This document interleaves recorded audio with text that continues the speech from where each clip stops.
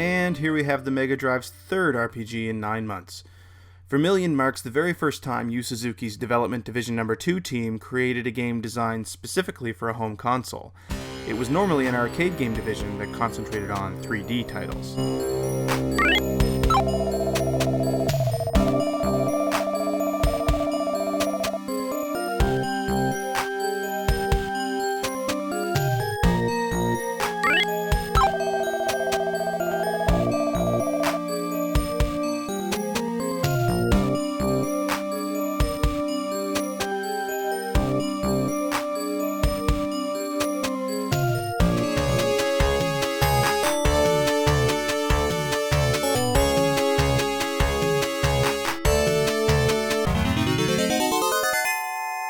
Vermilion is pretty unique among its contemporaries in that it features 3 distinct gameplay styles.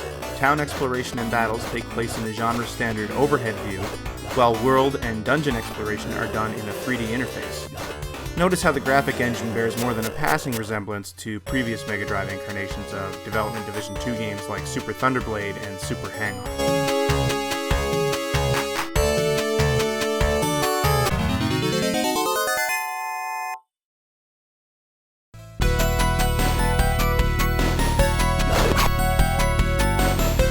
Finally, we have the Archfiend battles, which are side-scrolling action affairs featuring relatively large creatures to slay.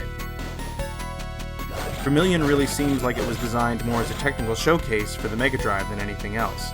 The plot itself, after all, is pretty bog-standard JRPG stuff.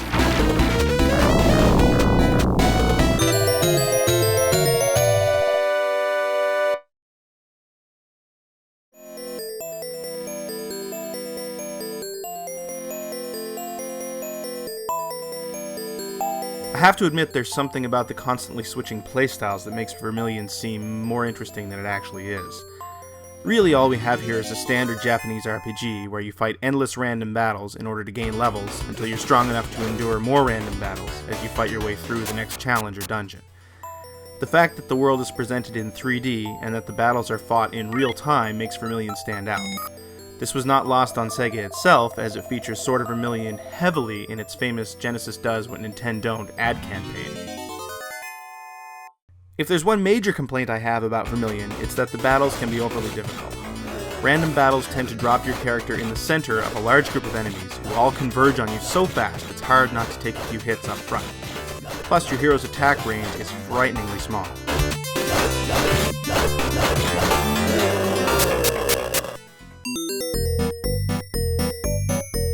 The thing that struck me about Vermilion as I played it for this episode is the variety of music found in the game, not to mention the quality.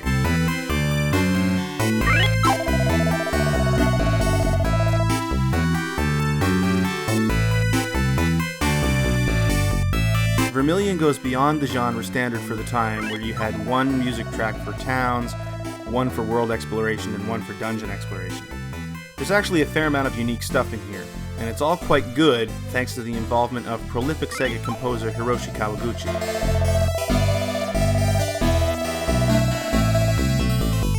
Kawaguchi collaborated on most Development Division No. 2 and AM2 titles back in the day, and is still active today, composing tracks for games like Bayonetta and Outrun 2.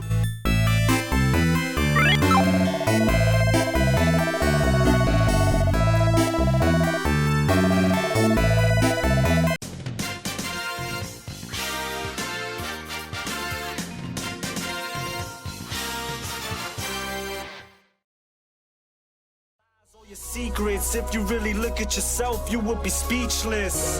What happened to being doctors and teachers? What happened to being your brother's keeper? Nowadays kids more worried